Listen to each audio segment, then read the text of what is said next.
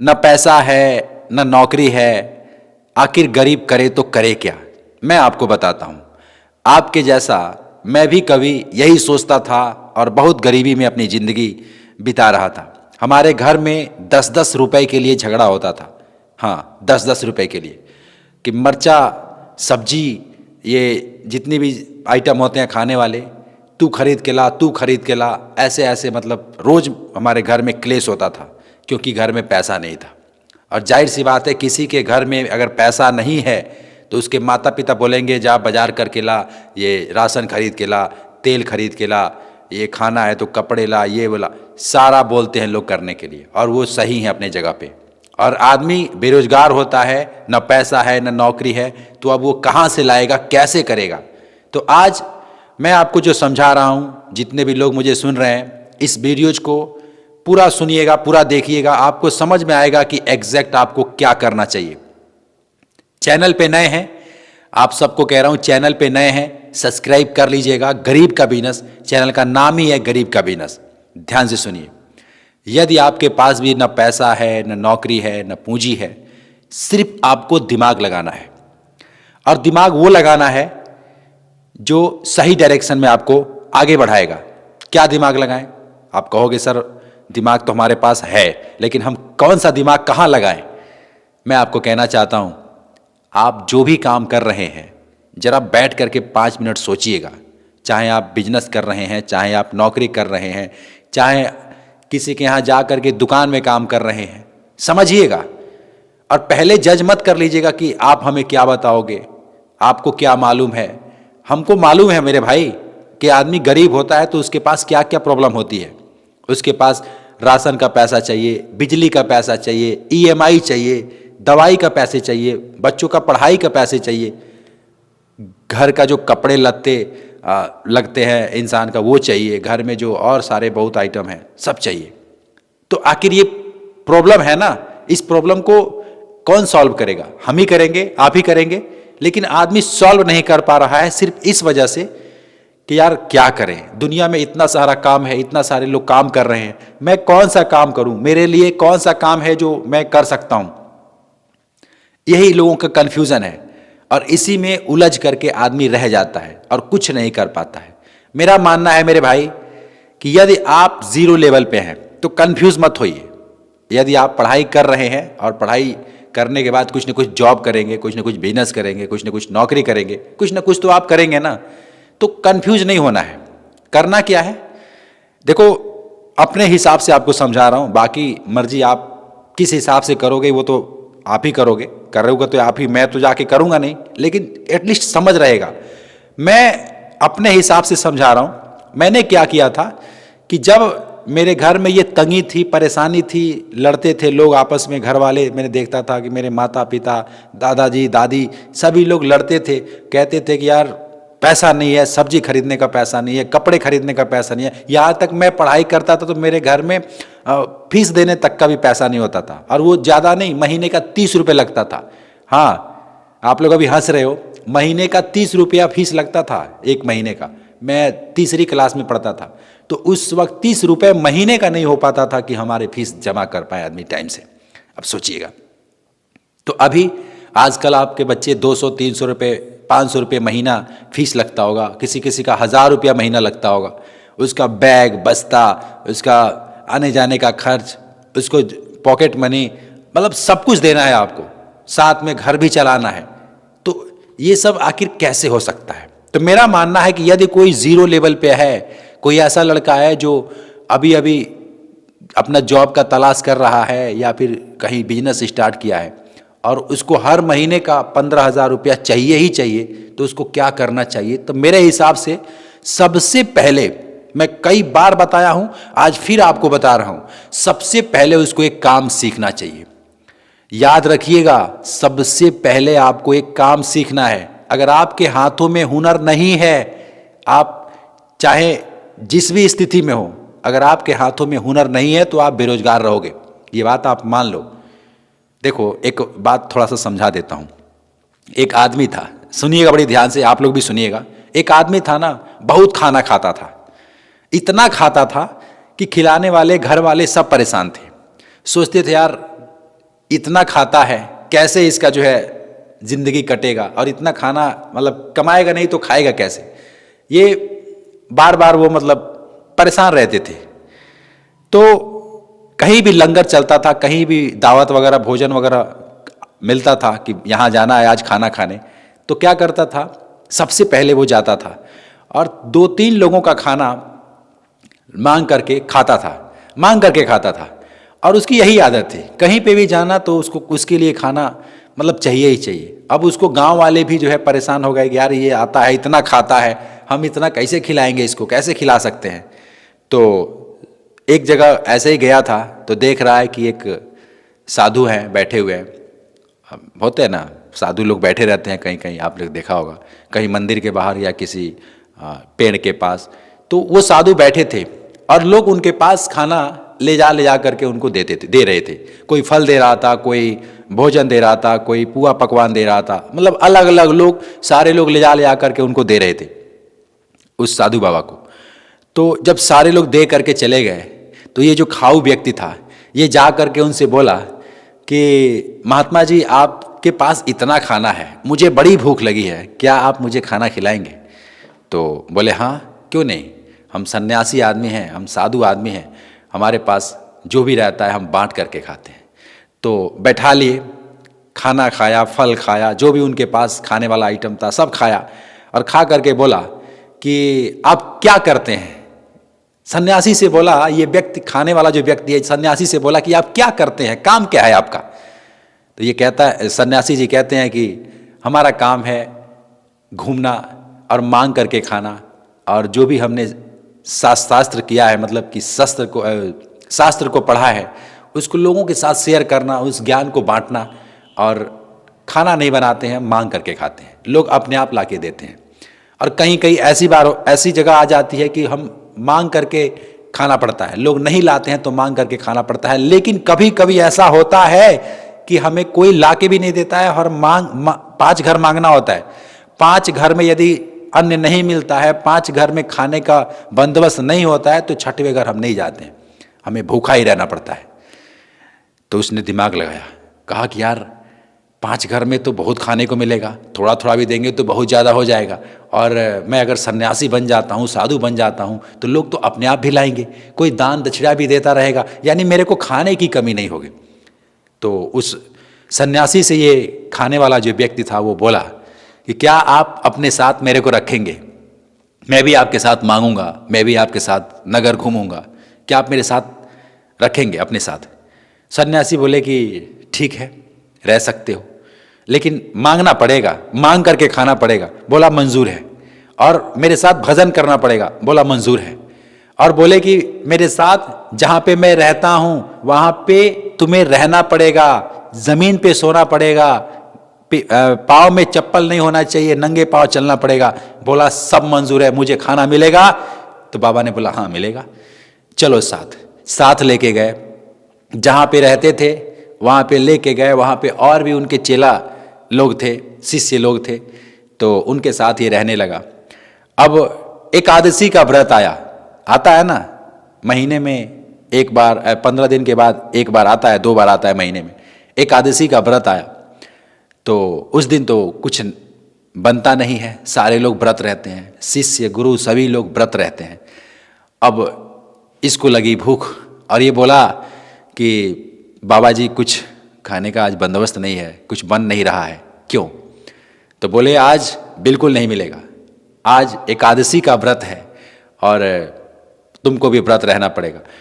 बोले कि अगर ये बोला कि बाबा जी कोई व्यवस्था नहीं हो सकती है, मैं नहीं रह सकता क्योंकि मैं खाने वाला व्यक्ति हूँ, मैं बहुत खाता हूँ, आपको तो पता ही है, मैं खाने के लिए ही ये ज्वाइन किया है आपके साथ, है ना। अभी साधु का साथ मैंने ज्वाइन किया है सिर्फ खाने के लिए, ताकि अच्छा भोजन मिलेगा।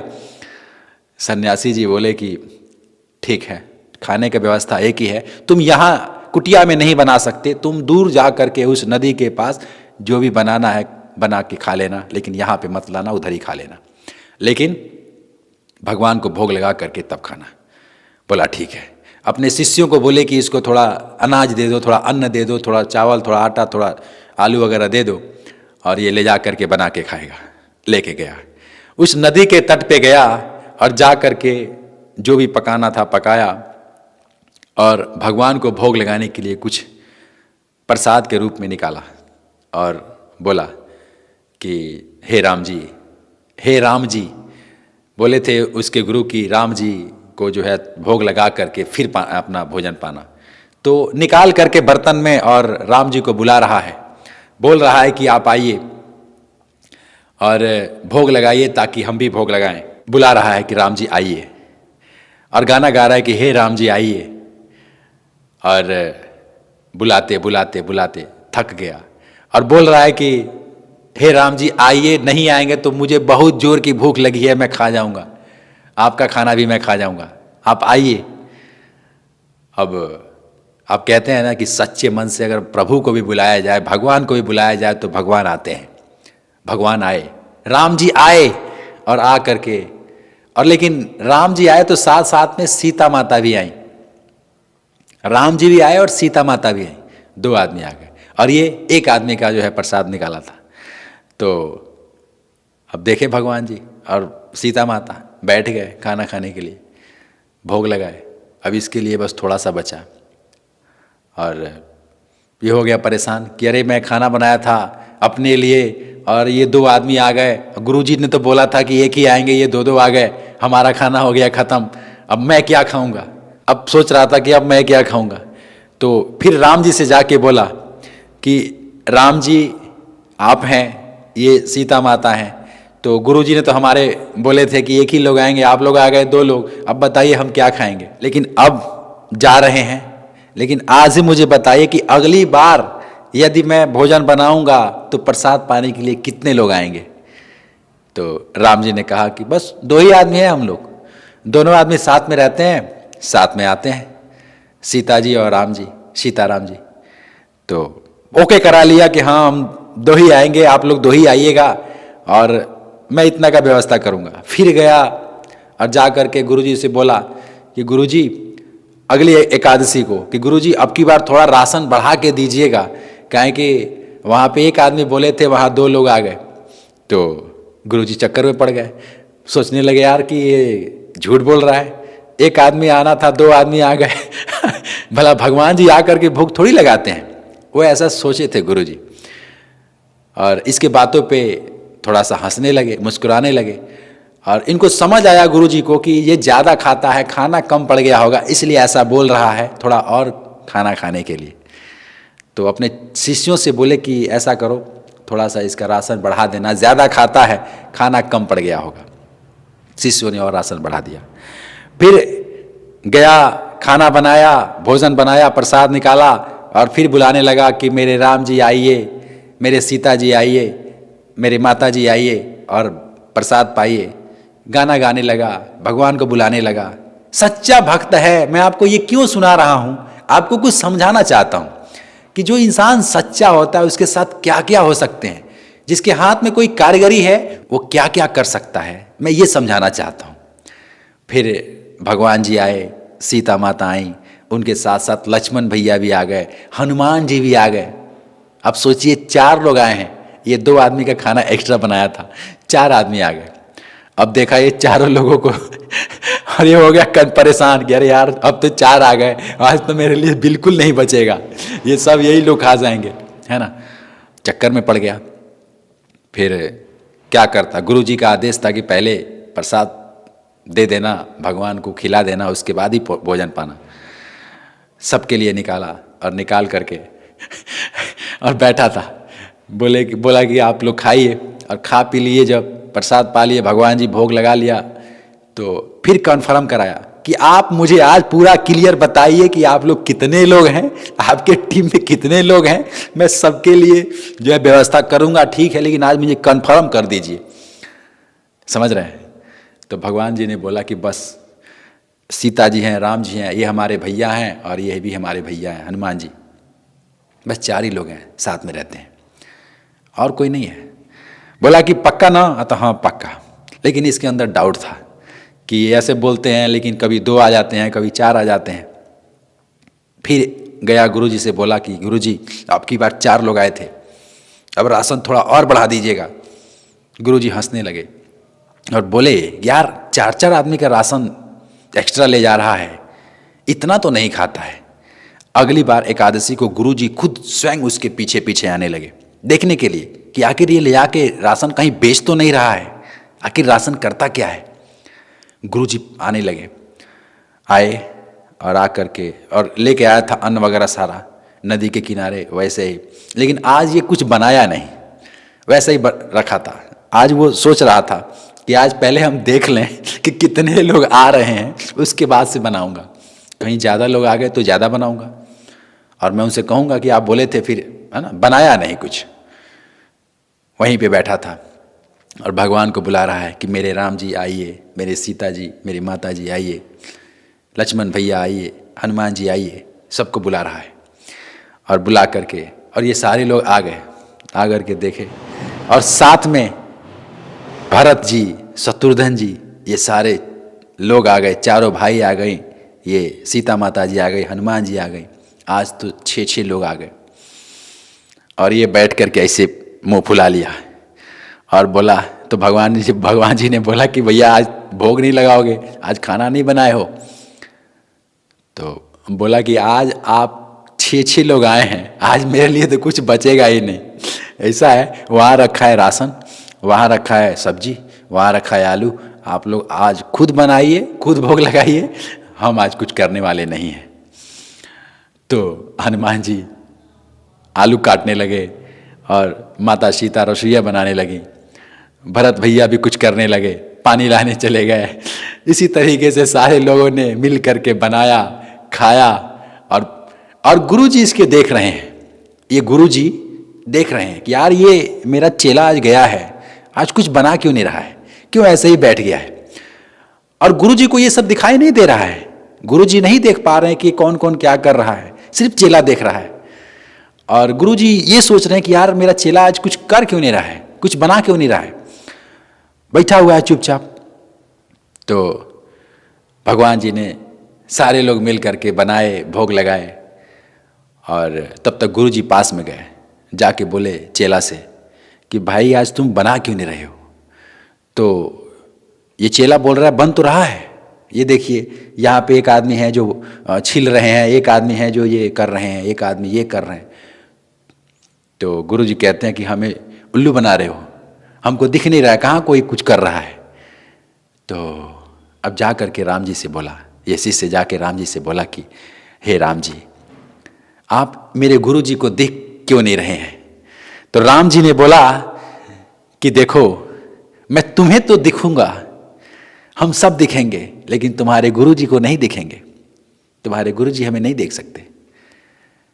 तो ये शिष्य जो था भगवान के पैरों में पड़ गया और जा कर के बोला कि मेरे गुरु जी को देखिए, मेरा जितना पुण्य है, मैंने जो भी कर्म किया है सब ले लीजिए, लेकिन मेरे गुरु जी को दिखाई दीजिए, क्योंकि अगर मेरे गुरु जी को दिखाई नहीं देंगे तो मैं अपने आप को माफ नहीं कर पाऊंगा। मैं गुरु जी के कारण ही आपसे दर्शन कर पा रहा हूँ, आपको देख पा रहा हूँ। मुझे नहीं मालूम है कि क्या सही है क्या गलत है, लेकिन मैं आत्मसमर्पण करके आपको भोग लगाता हूँ, उसके बाद पाता हूँ। मेरे गुरु जी कहते हैं कि तू इतना राशन ले जाके क्या करता है, तू बेचता है, तू चोरी करता है, उनको दिखाई दीजिए ताकि वो यकीन करें।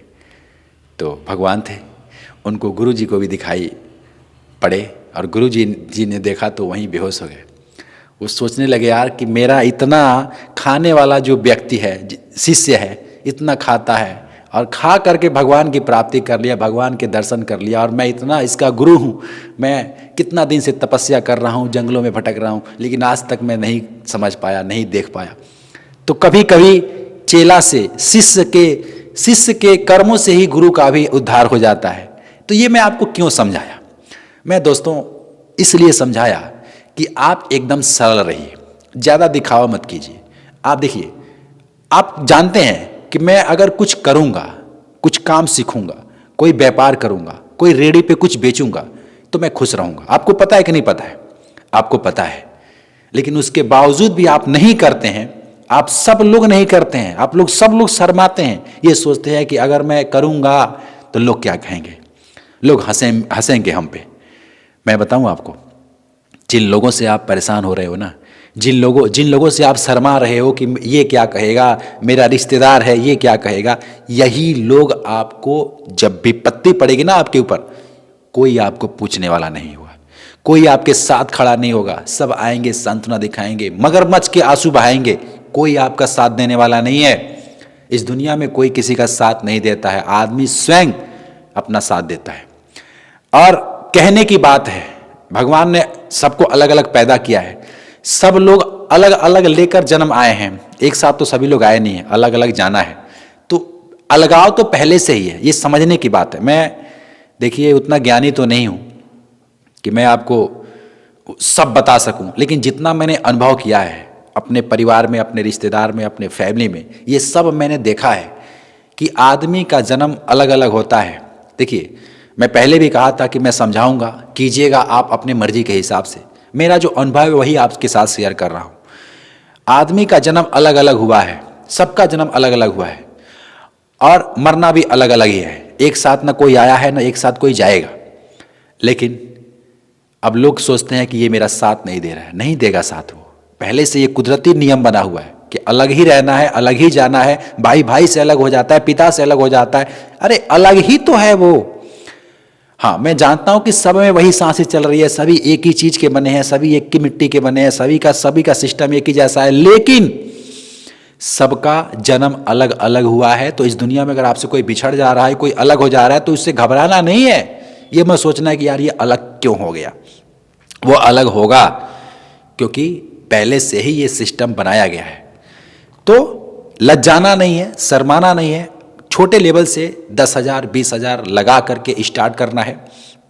मैं तो कहूँगा कि अपने हाथों में एक हुनर पैदा करना।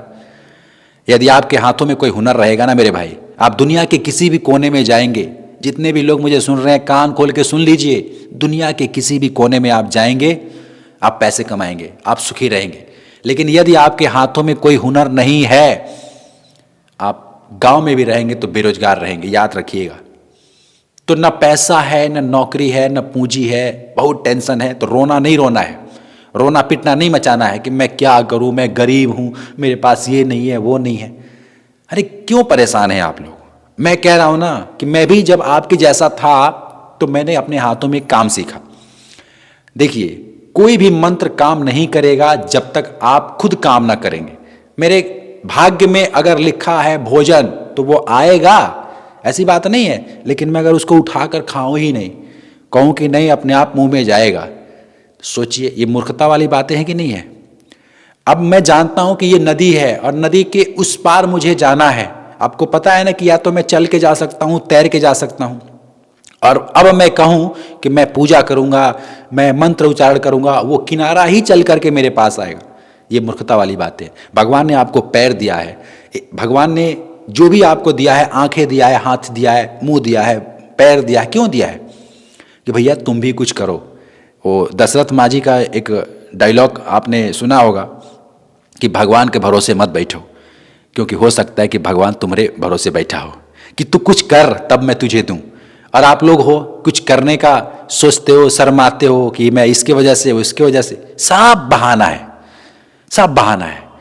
जो जरूरी है, जो इंपॉर्टेंट है, आपको भी पता है कि इंपॉर्टेंट क्या है। सबसे पहले इंपॉर्टेंट है कि भैया हमारे बच्चे हैं वो कैसे पढ़ेंगे, उनका खाने का व्यवस्था कैसे होगा, उनके लिए घर चाहिए, उनके लिए कपड़े लत्ते चाहिए, उनको दवाई चाहिए, हमारे माता पिता हैं उनको सेवा का सुविधा चाहिए। ये सब कैसे आएगा? पैसे से आएगा, अपने आप थोड़ी हो पाएगा। क्या लगता है आपको कि सब अपने आप हो जाएगा? और कुछ लोग हैं ज्यादा ज्ञानी, वो कहते हैं कि चिंता छोड़ दो, सब मोह माया है, ऐसे बोलते हैं। बहुत सारे लोग आपको मिलेंगे, बोलेंगे सब मोह माया है, इस चक्कर में मत पड़ना, पैसा तो हाथ का मैल है। ऐसे लोग ज्ञानी भी हैं जो ज्ञान देते हैं आपको, और वे खुद पता नहीं कितने लाख लाख रुपए लेकर के वो सब बता रहे हैं आपको। ये सोचिएगा, सोचने वाली विषय है कि सब मोह माया नहीं है। पैसा बहुत अहम रोल अदा करता है आपके जीवन में। अगर पैसा नहीं है सारा कुछ बेकार है। जरा सोचिए, अगर आपके पेट में भोजन न रहे, आपको बेचैनी होगी कि नहीं होगी? बेचैनी होगी। अच्छा, आपको पानी ना मिले कुछ दिन तक, बेचैनी होगी कि नहीं होगी? होगी। आपको पता है ना कि जिस तरीके से भोजन जरूरी है, पानी जरूरी है, उसी तरीके से पैसा भी जरूरी है। ये पैसे से ही सब आता है। बगैर पैसा नहीं आता। वो ज़माना गया कि आदमी पेड़ पे जा कर के फल वगैरह खा करके जी जाता था। आजकल फल वल भी नहीं है। कोई पेड़ ऐसा नहीं है कि जो आपको फ्री में फल दे रहा है, उसका माली है, उसको देख रेख करने वाला है, उसके आदमी है। कुछ नहीं मिलेगा। मांग कर खाने भी अगर जाओगे ना किसी के, बोल सकते हो कि आप मैं मांग करके खाऊंगा, लोग देते नहीं है। 10 घर में जाओगे तो एक घर कोई होगा जो आपको दे सकता है, बाकी 9 घर से आपको भगाने को ही मिलेगा। आपको बोलेंगे भगो भगो, दिन भर आ जाते हैं, कहाँ कहाँ से आते हैं। तो ये पैसा का अहमियत समझिए। कोई अपने हाथों में काम सीखिए। न पैसा है न नौकरी है तो रोना नहीं है, काम सीखना है, छोटे लेवल से स्टार्ट करना है। और छोटे लेवल से स्टार्ट करने के बाद ऐसा नहीं कि उस काम को छोड़ देना है। थोड़ा बहुत पैसा है, फिर उससे बड़े लेवल से करो, फिर पैसा है, फिर बड़े लेवल से करो। बहुत आसान है, लेकिन लोग ना, अब कैसे मैं समझाऊं। अभी तक मैं समझा रहा हूं, पता नहीं कितने लोग ऐसे होंगे जो छोड़ करके भाग गए होंगे, कहेंगे यार ये सब बकवास है। आप मेरी परिस्थिति को जानते हो, आप जानते हो कि मैं किस हालात में हूं। ऐसे ऐसे लोग बोलते हैं। ये कौन लोग हैं? इनको सच्चा ज्ञान नहीं है। वे अपने जगह पे ठीक है, उनका जैसे जिस समाज में, जिस घर में परवरिश हुआ है और जो ज्ञान उनको मिला है वैसे ही वो बोल रहे हैं। लेकिन थोड़ा सा अगर दिमाग को खोलें, थोड़ा सा ज्ञान अर्जित करें, थोड़ा सा समझें, इस बात को फॉलो करें कि भैया हाथों में हुनर पैदा करना ज़रूरी है। ये इम्पोर्टेंट काम है। आप पंचर बना रहे हो ना, आप मोची का काम कर रहे हो ना, आपके जैसा मोची इस जवार में नहीं होना चाहिए। ऐसा मोची का काम करो। इस तरीके से नाम किया जाता है, इस तरीके से काम किया जाता है। आप मोची का काम करो, लेकिन आपके जैसा जवार में मोची नहीं होना चाहिए। तो ये बात सब समझने वाली है, करने वाली है। मैं लागू किया हूं तभी मैं ग्रोथ पा रहा हूं। आपको भी कह रहा हूं कि आप भी लागू कीजिए, कोई काम सीखिए, छोटे लेवल से स्टार्ट कीजिए, देखिए कुछ दिन में आप भी ग्रोथ कर पाएंगे। मैं ज़्यादा टाइम न लेते हुए वीडियोज को यहीं एंड करता हूं। इतना ही कहूँगा, चैनल पर नया है सब्सक्राइब कर लीजिएगा, वीडियोज को लाइक अवश्य